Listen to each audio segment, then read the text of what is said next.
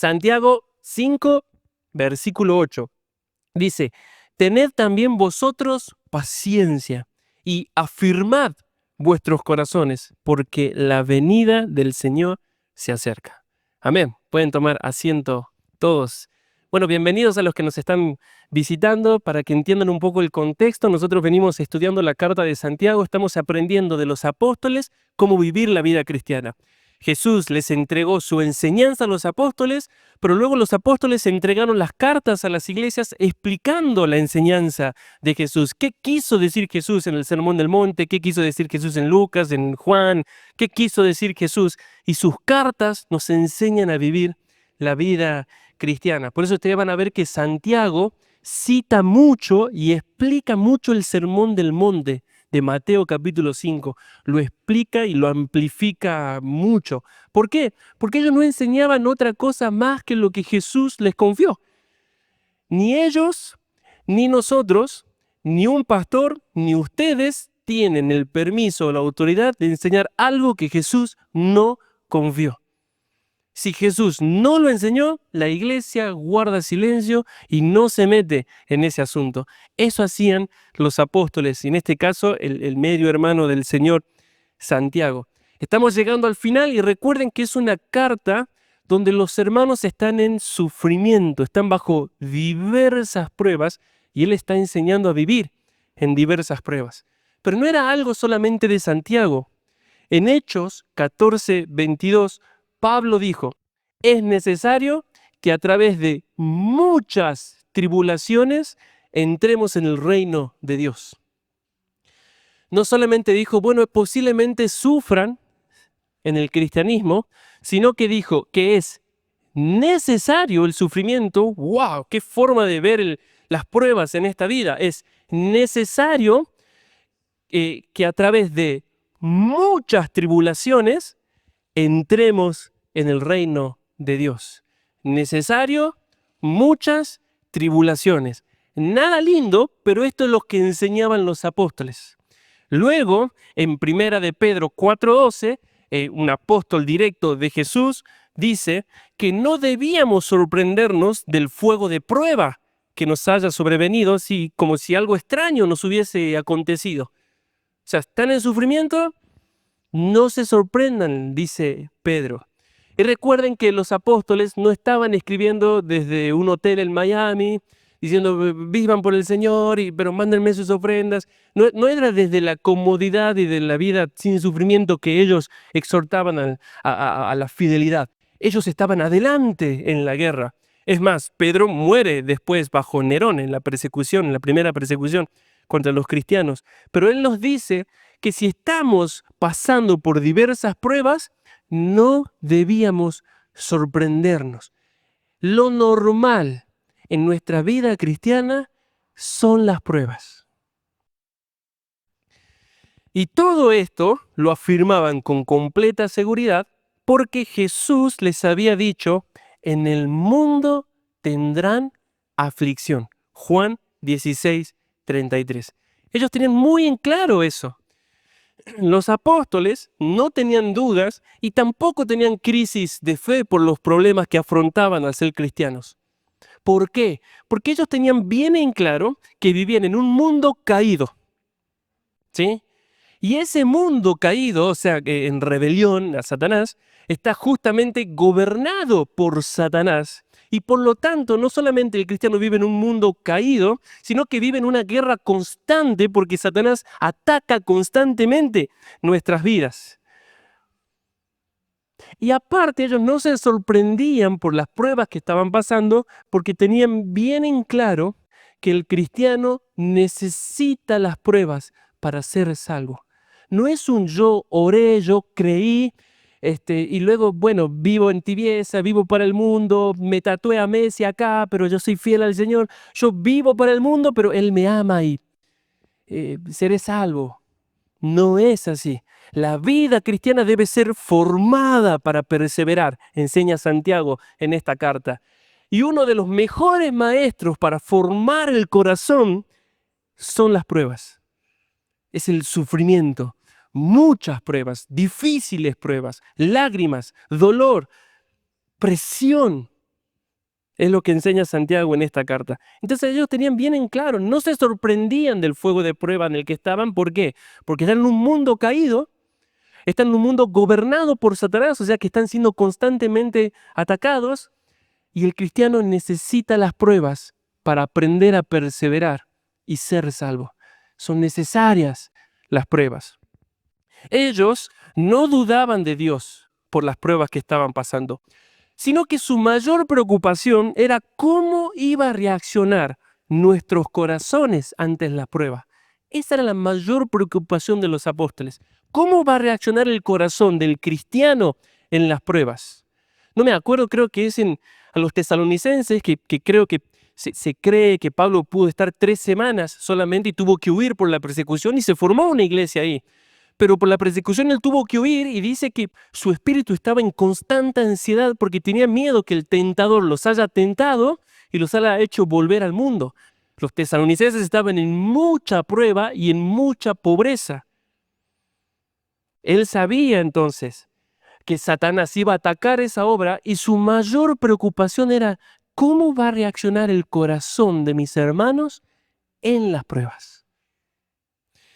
Como vimos al principio de esta serie, las pruebas, el dolor, las dificultades, tienen la capacidad de apagar y de endurecer el corazón hacia Dios, de tal manera que una persona termine negando la fe y dejando al Señor. Y hago un paréntesis de aclaración. Negar la fe y dejar al Señor no necesariamente implica irme al mundo.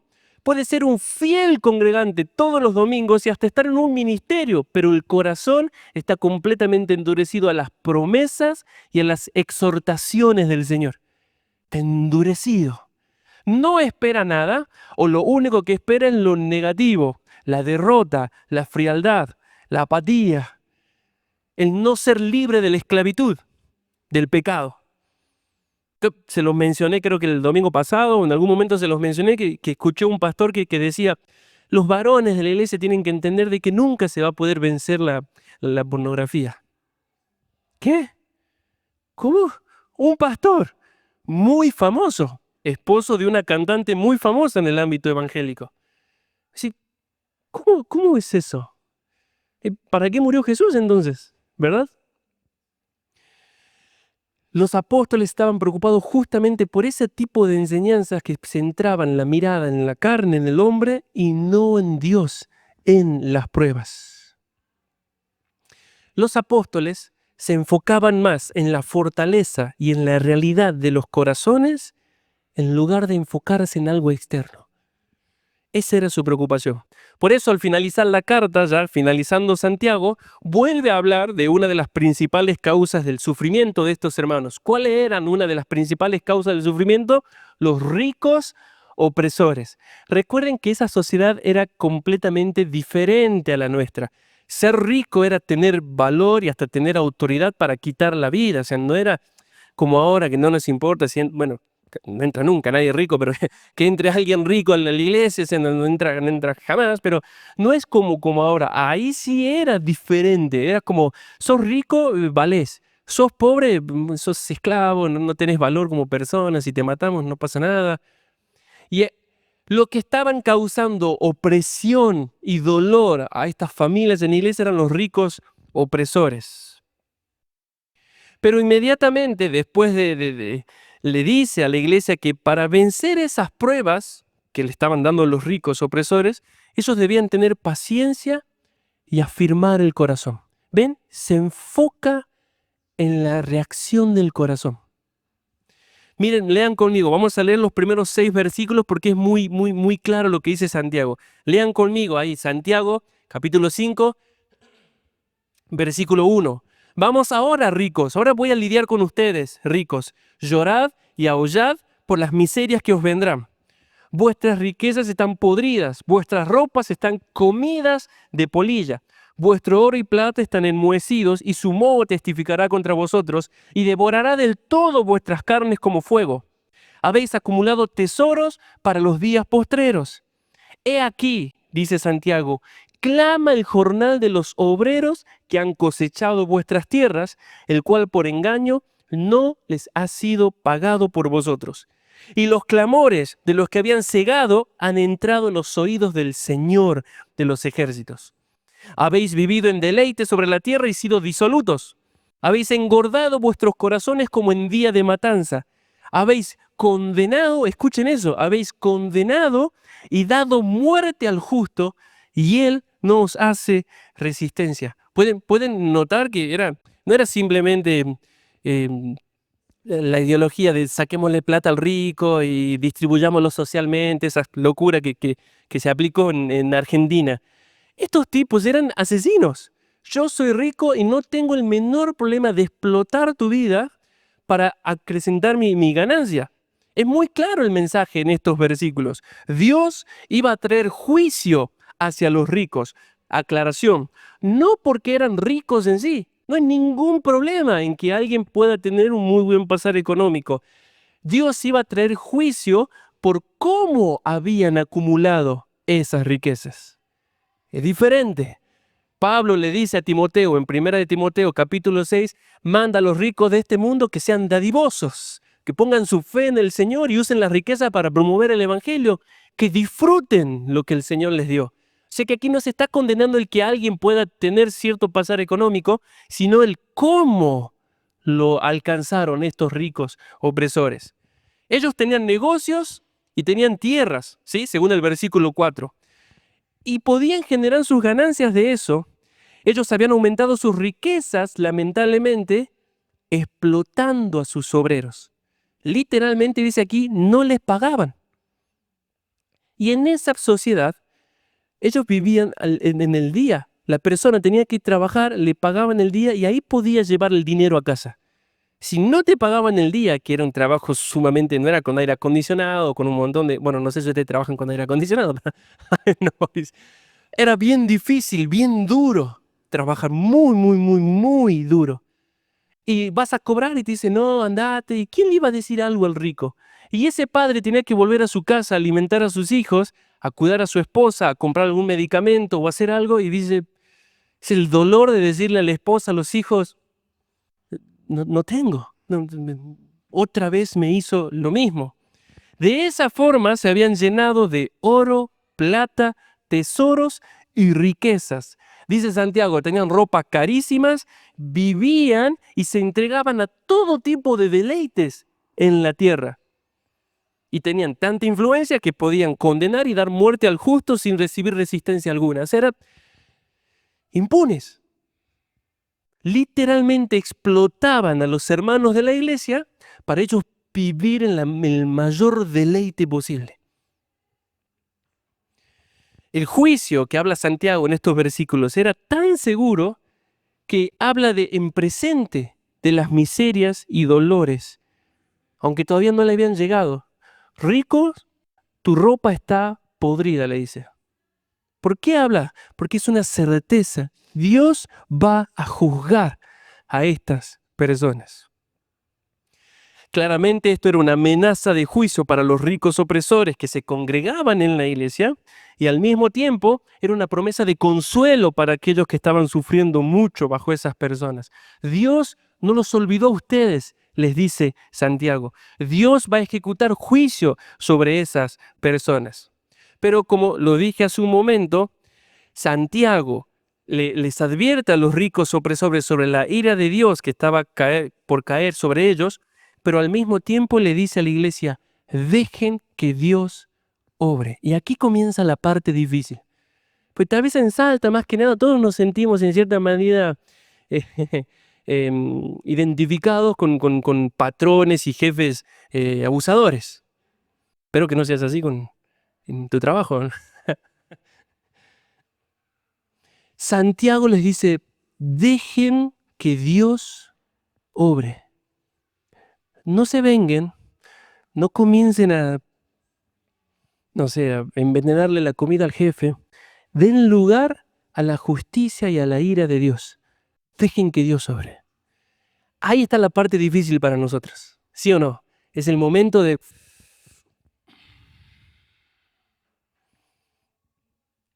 Santiago les dice, en medio de esta prueba, que es muy dura, ustedes deben enfocarse en ser fieles y en cuidar sus corazones. Por eso vamos a ver desde el versículo 7 al versículo 18, les comienza a dar consejos prácticos sobre cómo vencer la prueba. Y el primer consejo práctico es que debían guardar, acuérdense de eso, guardar sus corazones de toda la amargura y el resentimiento que podía crecer cuando uno se encuentra en pruebas. Miren, lean el versículo 9 conmigo. Le dice Santiago, hermanos, le está hablando a la iglesia, no os quejéis unos contra otros para que no seáis condenados. ¿Por qué? He aquí, el juez está delante de la puerta. Presten atención al énfasis en la venida del Señor. El juez está a la puerta. Quiere decir que el Señor viene pronto. Y viene como juez. ¿Trae recompensa o trae juicio? Y el cristiano debe enfocarse en vivir de tal manera en medio de las pruebas que al momento de encontrarse con el juez sea recompensado. Eso está diciendo Santiago ahí. Y para eso debían cuidarse de quejarse de los demás. Vaya mandamiento en una cultura salteña donde lo normal es quejarse hasta de lo bueno, ¿no? Entonces, no sé, el gobernador le va a subir el precio, eso pasa siempre, pero el gobernador le va a subir el sueldo a los estatales, qué sé yo, 10%. Y en lugar de decir, bueno, gracias, Señor, no alcanza para nada, pero gracias, Señor, eres fiel, ¿qué es lo que generalmente se escucha? En Salta, por lo menos, no sé si todos son de Salta, pero en Salta. No sirve para nada, es un ladrón, hay que matarlos a todos, qué sé yo. Queja, queja, queja, queja constante. Pero esta palabra queja es una palabra en el griego que denota una actitud interna. Es un espíritu resentido y amargado por todo el sufrimiento que pasó. Y eso ya no se limita a Salta.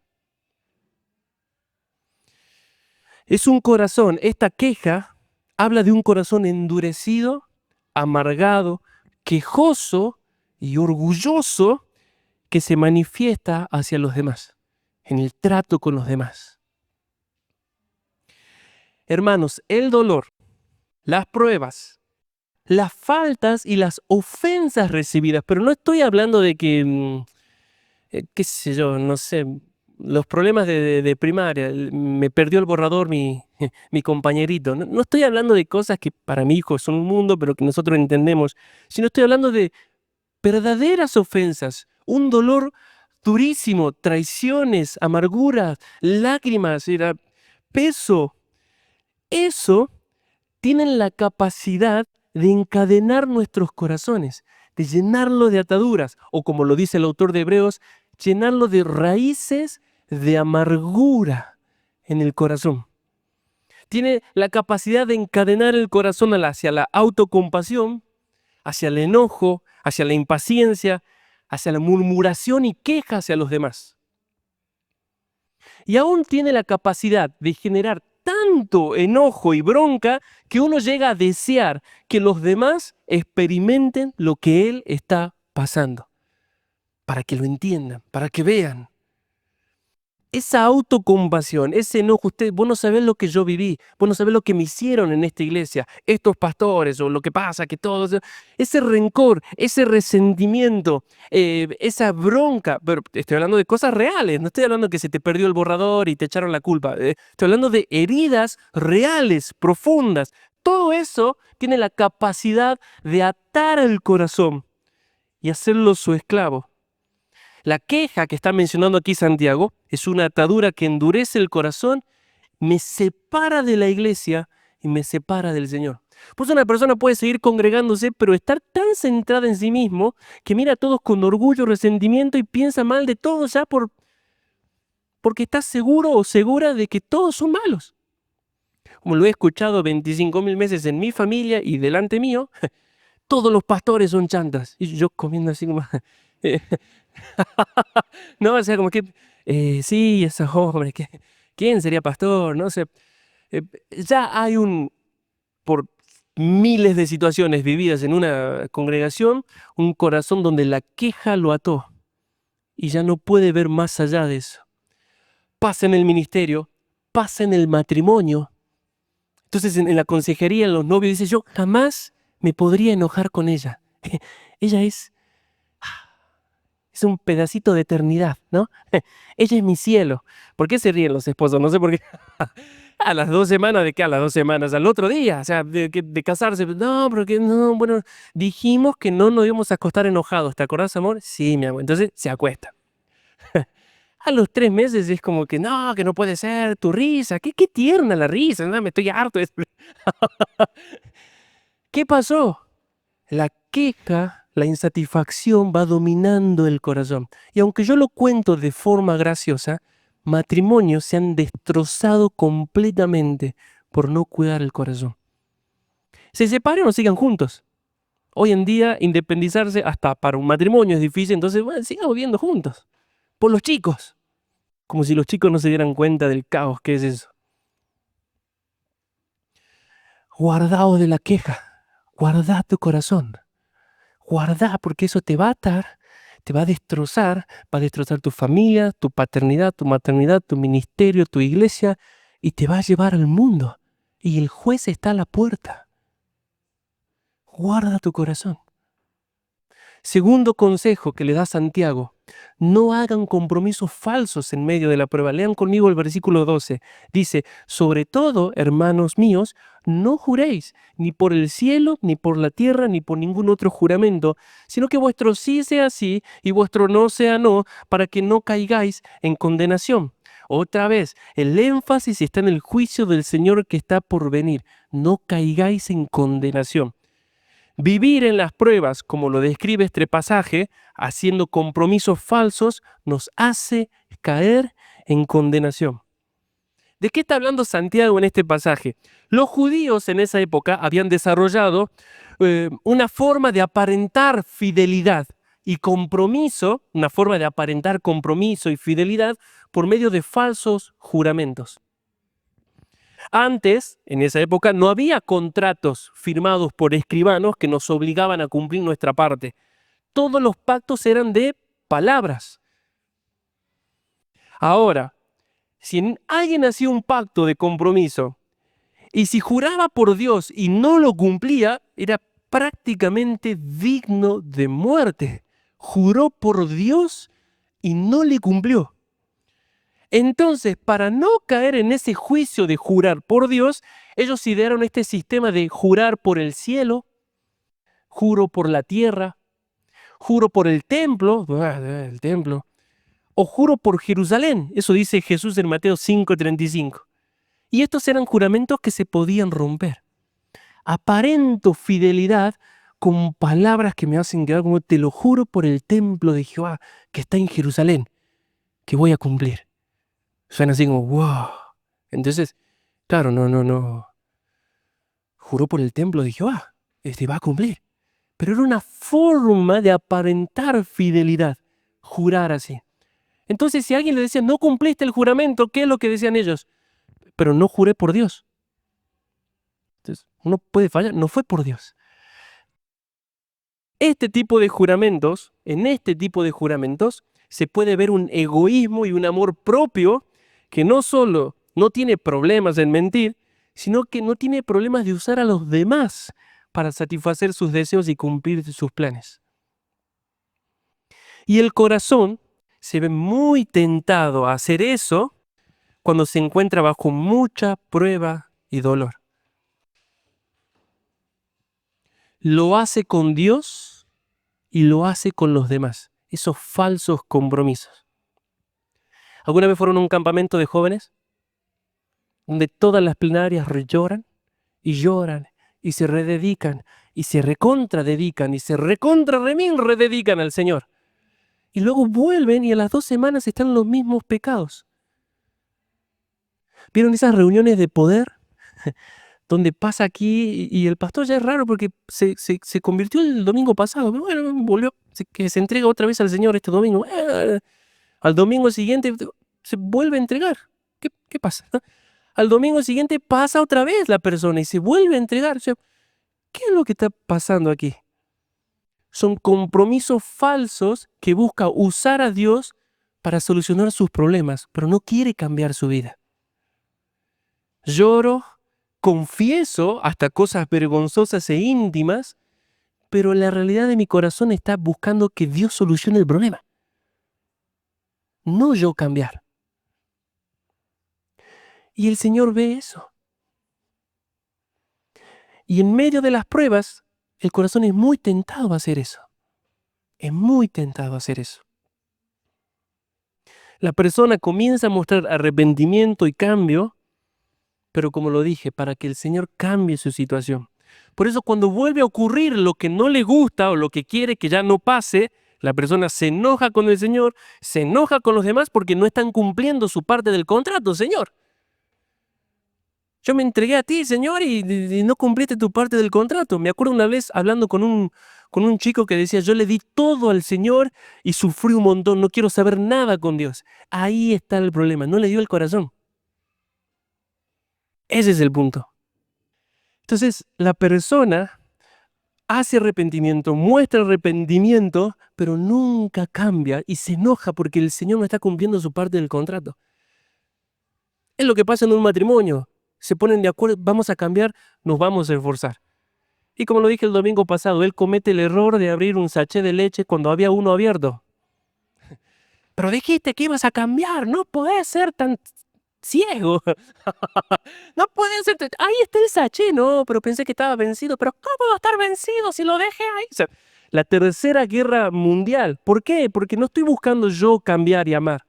Quiero que la persona cambie, que el otro cambie. Y yo hago un compromiso de palabras, pero para que el otro cambie. Compromisos falsos que usan a los demás para aliviar mi dolor. Esto se puede hacer con Dios y con los demás. Uno puede pedir perdón y decir que va a cambiar, pero solamente lo hace para que el otro también lo haga y deje de ser tan insoportable. Esa vida centrada en uno mismo, dice Santiago en este pasaje, nos hace caer en condenación. Cuando el juez venga, va a haber eso en el corazón. En lugar de hacer compromisos falsos, Señor, te amo, me entrego, tipo faraón, no, me arrepiento, te voy a dejar ir, Israel. Y cuando cesaba la prueba, se endureció una vez más. En lugar de hacer eso, nosotros debemos enfocarnos en ser fieles, que tu sí sea sí, que tu no sea no. Ya está, soy fiel, Señor. Si te digo algo, soy fiel. Es una respuesta de vida, recuerdan la fidelidad. No es orar y decir, te quiero ser fiel, te quiero ser fiel, te quiero ser fiel. Hagan eso con su esposa, a ver, te quiero amar. Yo quiero serte fiel. Es una vida de fidelidad. Tercer consejo que le da Santiago es la paciencia. En medio de las pruebas ustedes deben tener paciencia. Lean conmigo el versículo 7. Hermanos, ustedes están bajo presión de estos ricos. Por tanto, en conclusión, hermanos, tened paciencia y una vez más, ¿qué dice ahí? Hasta la venida del Señor. Mirad cómo el labrador espera el precioso fruto de la tierra, aguardando con paciencia hasta que recibe la lluvia temprana y la tardía. La paciencia es mencionada en los versículos 7 2 veces, en los versículos 8, 10 y 11. O sea que es bastante importante la palabra paciencia. Y con paciencia, la Biblia no se refiere a una resignación en derrota, a una resignación sin expectativa de nada, llena de amargura y resentimiento, a una pasividad como que yo lo entregué al Señor, pero en realidad no espera que el Señor obre, viene a la iglesia, no espera que el Espíritu Santo obre, ya está resignado a la mortandad y a la derrota y a que nada va a cambiar. Eso no es paciencia, eso no es, le entrego todo al Señor. ¿Estás orando por tu esposo? Yo ya lo entregué al Señor. Es más, lo entregué tanto que quiero que se lo lleve, ¿no? Lo entregué, lo entregué. Eso no es paciencia cristiana. La paciencia cristiana se refiere a ejercer esa virtud de soportar a las personas, escuchen bien, a las personas y a las situaciones que nos están causando dolor, y de soportarlas con un corazón firme, seguro y confiado en el Señor, sin renunciar y sin volver atrás. Esa es la paciencia cristiana. Completamente diferente, ya lo entregué al Señor. Se refiere a la paciencia cristiana a la perseverancia que se aferra de las promesas de Dios y ama a los demás, aunque en el tiempo de la prueba no vea nada y en lugar de recibir amor esté recibiendo todo lo contrario. Eso es perseverar en las pruebas. En medio de las pruebas debemos ser como el labrador, dice Santiago, que espera pacientemente la lluvia temprana y tardía. Es decir, yo debo ser fiel y debo esperar la intervención de Dios. Ellos no podían manejar la lluvia. Pero si caía la lluvia y no habían preparado la tierra, si no habían sido fieles, no iba a haber fruto. Ellos tenían que ser fieles, perseverar aunque no veían nada y confiar y esperar en la intervención de Dios. Eso es paciencia.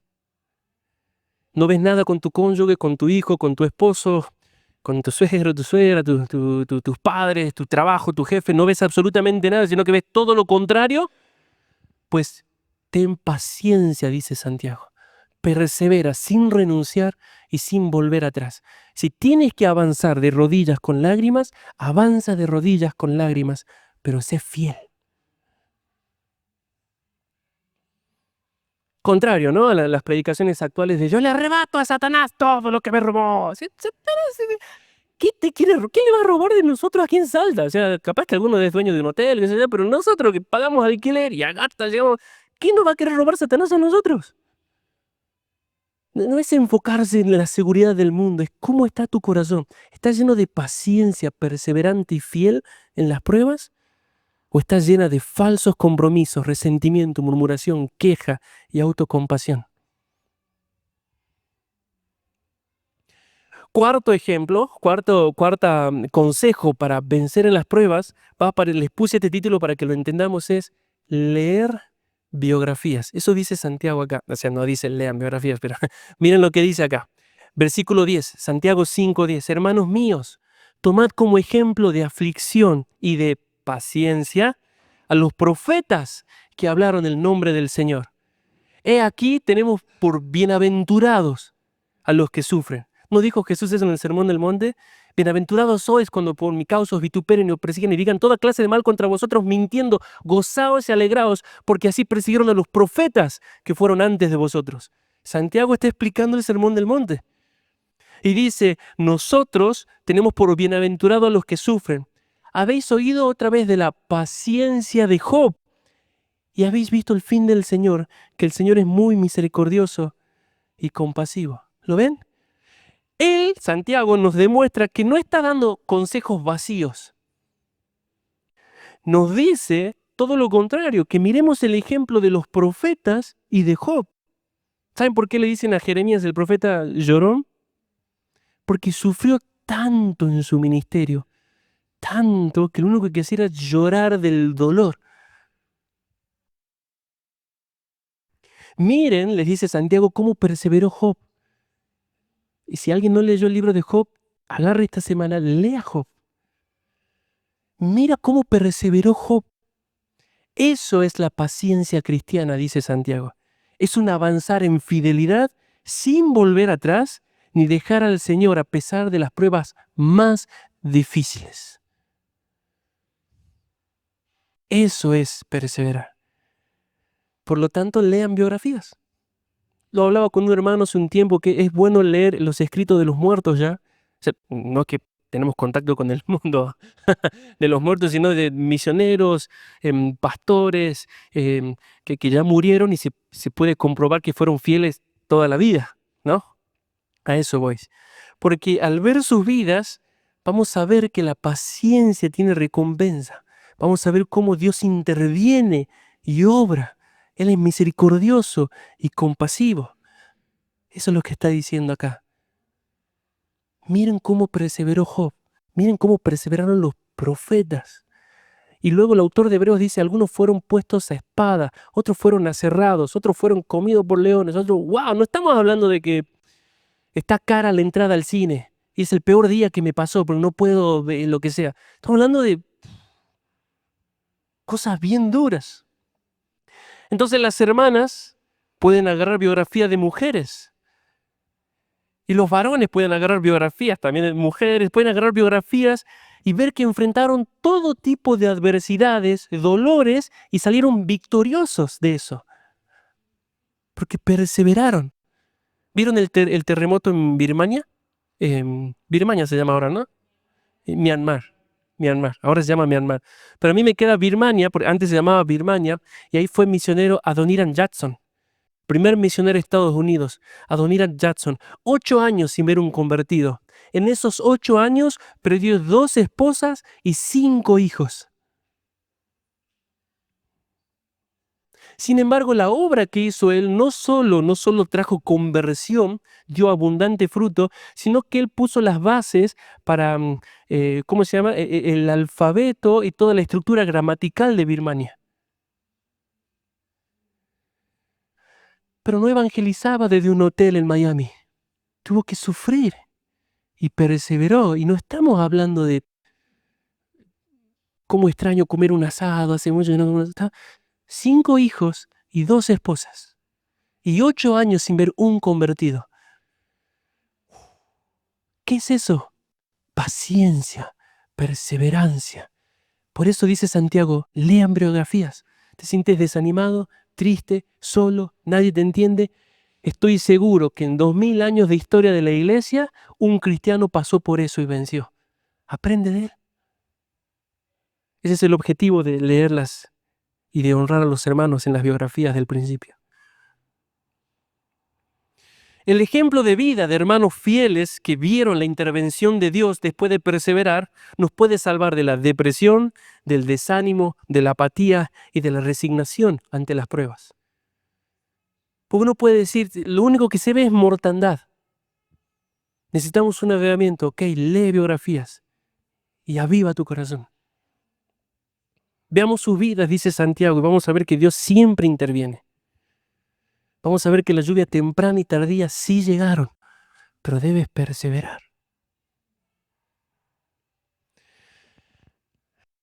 Consejos bastante prácticos da Santiago, ¿no? Para vencer en la prueba. Pero todas estas decisiones de vida bajo la prueba deben fluir de un corazón determinado a ser fiel, pase lo que pase. Y este es el punto más importante de los consejos de Santiago. Miren lo que dice el versículo 8. Tened también vosotros paciencia, y miren lo que agrega, afirmad vuestros corazones. ¿Por qué? La venida del Señor se acerca. ¿Qué es afirmar el corazón?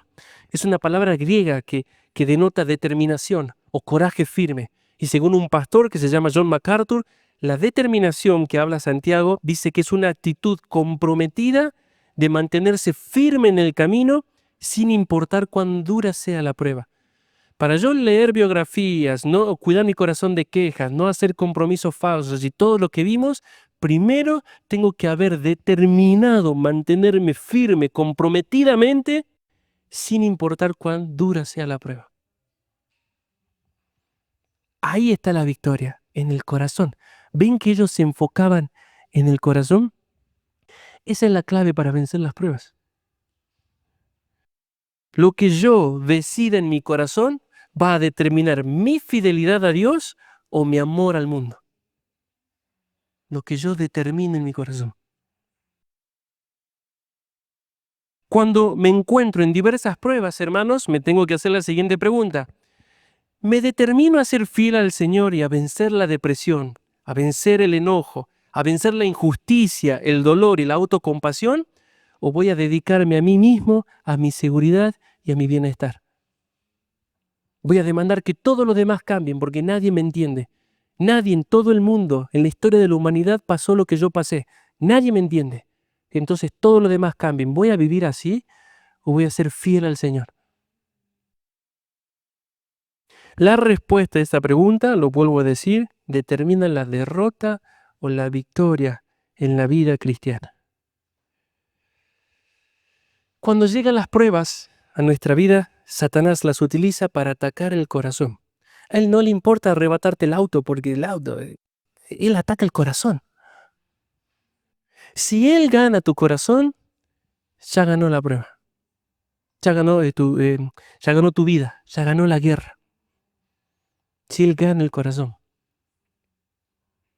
El espíritu animado soportará la enfermedad, dice Proverbios. Pero ¿quién soportará el espíritu angustiado? Cuando te conquistó la derrota, Satanás conquistó tu corazón, ya está. no tiene que quitarte absolutamente nada, así que no le tienes que arrebatar nada de lo que te arrebató. Ya te ganó. Por eso es muy fácil encontrar personas llenas de bronca, rencor y apatía por cosas que le pasaron hace años, años. Y gracias al Señor no pasa en mi matrimonio porque hemos decidido no hacerlo y vencerlo, pero pasa en matrimonio que lleva años. Otra vez, vuelve a cortar el sachet cuando ya había uno abierto y uno de los cónyuges dice, "Pues siempre fuiste así. Me acuerdo que en el día de la boda", claro, uno no se acuerda qué hizo ayer, pero claro, ella está con rencores de años. Y él no se queda atrás. ¿Y vos te acordás que vos también? Y de repente tiene un registro histórico y detallado de las fallas del otro. Pasa entre hermanos también, no crean que, no, yo no estoy casado, no soy así. Pasa entre hermanos de la iglesia también. Pasa entre pastores con la congregación y pasa con la congregación con pastores. ¿Qué es eso? Es la victoria de Satanás en una vida cristiana. ¿Por qué pasa eso? Porque no me determino a ser fiel de corazón. No me determino a perseverar con paciencia esperando la intervención de Dios. Clamando, siendo fiel, aunque no vea nada, siendo fiel. Tal vez alguno de aquí se siente identificado con un jefe opresor que lo explota y no le paga lo que corresponde. Tal vez la mayoría de aquí se siente identificado con eso. Pero esta es una prueba específica que Santiago está lidiando en esa congregación. Otros pueden estar sufriendo a causa de su familia, ya sea por el cónyuge, por los padres, por los hijos, los familiares. Otros pueden estar siendo probados con la salud. Otros pueden estar siendo atacados con la economía en sí. Tal vez el jefe le paga lo que le dijo, pero sea cual sea la situación que estés pasando, la enseñanza es la misma. Si en tu corazón determinas ser fiel al Señor y perseverar con paciencia, entonces vencerás la prueba y recibirás retribución de parte del Señor. Vencer no significa inmunidad, no significa que no lloro, que no sufro y que la economía no me afecta. Sube el dólar, baja el dólar, no me afecta porque yo vencí la prueba. No quiere decir eso. Quiere decir que mi corazón se mantiene firme, confiado, seguro y viendo a Dios obrar. Soy fiel. Eso es vencer la prueba. En cambio, si uno determina centrarse en sí mismo, toda esa vida va a ser un caos, ahora y en la eternidad. Así que Santiago, un pilar de la iglesia, según el apóstol Pablo, nos enseña cómo perseverar en las pruebas. Perseveren así. No se trata de cumplir un domingo, venir, ya asistí y ahora me voy al mundo y gracias Señor por hablarme. Eso no sirve de nada, eso es lejano al cristianismo. Se trata de una vida cuyo corazón determinó ser fiel, pase lo que pase. Confiar aunque no vea nada, perseverar aunque vea todo lo contrario. Eso es cristianismo. Todo lo demás es una invención que nos condena. Así que este domingo les animo, hermanos. Si no están pasando las pruebas, por pruebas, gracias Señor. Disfruten ese tiempo. No les quiero pinchar el globo, pero ya van a venir. O sea, no se preocupen que ya va a venir. Más cuando uno vive en Argentina y cuando uno vive en Salta. O sea, van a venir. ¿Qué vas a hacer ahí? Ese es el punto. Mi consejo, que es el de Santiago, determínate a ser fiel y persevera hasta la venida del Señor.